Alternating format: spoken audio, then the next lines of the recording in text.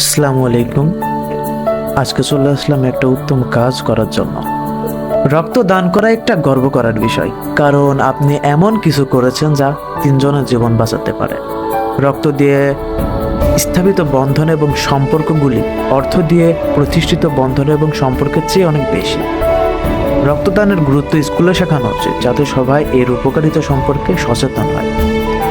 নিয়মিত রক্তদান করে অন্যের বিপদে এগিয়ে আসুন, তাহলে আপনার বিপদেও সবাই এগিয়ে আসবে।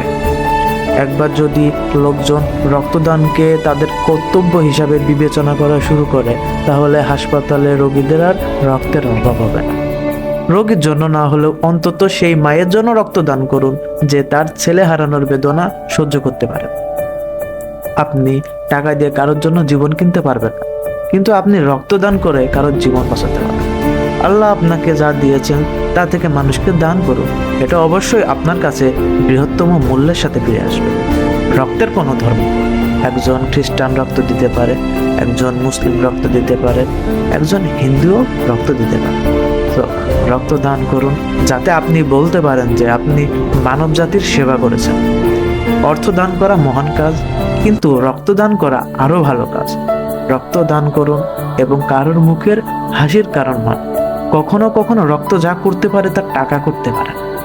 রক্তদান করে কারোর জীবনে একজন নায়ক হয়ে উঠুন। আপনি যদি একজন রক্তদাতা হন, তাহলে আপনি প্রশংসা পাওয়া এবং ভালোবাসা পাওয়ার যোগ্য। আপনি জাতির একজন সত্যিকারের হিরো।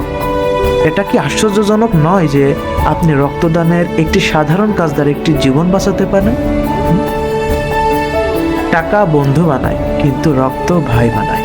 নিজেকে ভালোবাসুন, সাথে সাথে অন্যকেও ভালোবাসুন।